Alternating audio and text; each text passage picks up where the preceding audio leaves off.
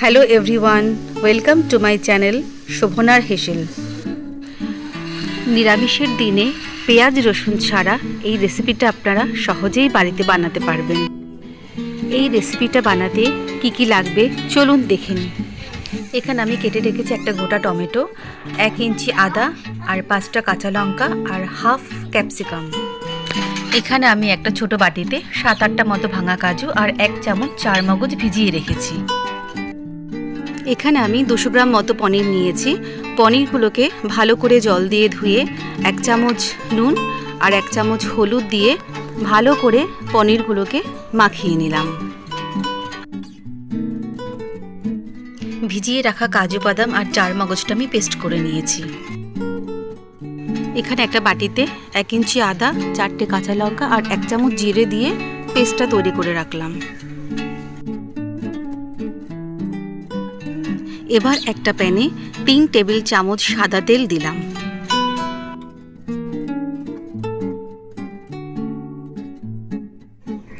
তেলটা গরম হয়ে আসলে পনিরগুলোকে আমি তেলের মধ্যে ছেড়ে দিলাম।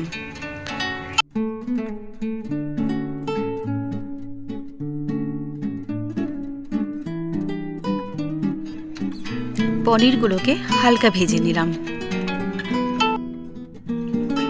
দেখতেই পাচ্ছেন পনিরগুলো হালকা ভাজা হয়ে গেছে।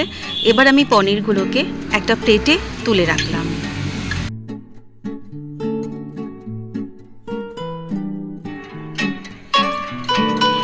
এবার আমি তেলে গোটা গরম মশলা ফোড়ন দিলাম।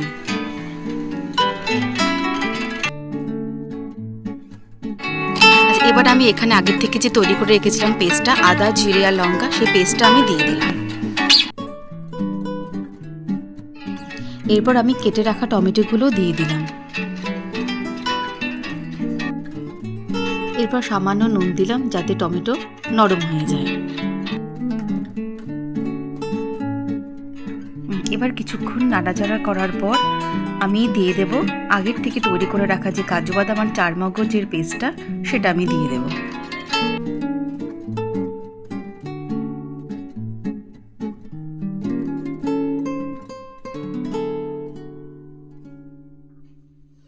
কিছুক্ষণ নাড়াচাড়া করার পর আমি এর মধ্যে দিয়ে দেব হাফ চামচ হলুদ গুঁড়ো। এরপর দিলাম হাফ চামচ মতো কাশ্মীরি লঙ্কার গুঁড়ো। এবার সব মশলাগুলো আমি একসাথে কষিয়ে নেব। কড়াইয়ের নিচে যাতে মশলাটা লেগে না যায় তার জন্য আমি খুব সামান্য পরিমাণ জল দিয়ে দেব। মশলাটা একটু ভাজা হওয়ার পর আমি কেটে রাখা ক্যাপসিকামগুলো দিয়ে দেব।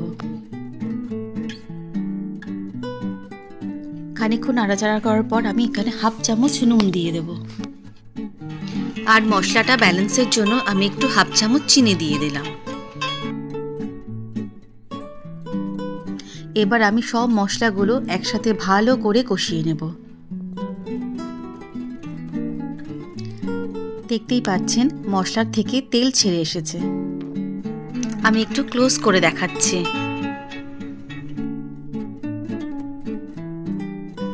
মশলা কষানো হয়ে গেছে। এবার আমি হাফ কাপ মতন জল দিয়ে দিয়েছি। আমি কিন্তু এখানে ঠান্ডা জল দিয়েছি, আপনারা চাইলে গরম জল দিতে পারেন। জলটা ফুটে আসার পর আমি আগের থেকে যে ভেজে রাখা পনিরগুলো আমি মিশিয়ে দেব। এবার আমি নাড়াচাড়া করে 3 থেকে 4 মিনিট অপেক্ষা করব। এরপর 2টো চেরা কাঁচা লঙ্কা দিয়ে দেব। আপনারা দেখতেই পাচ্ছেন রান্নাটা প্রায় রেডি হয়ে এসেছে। নামানোর আগে আমি একটু ঘি আর হাফ চামচ মতন গরম মশলা দিয়ে দেব।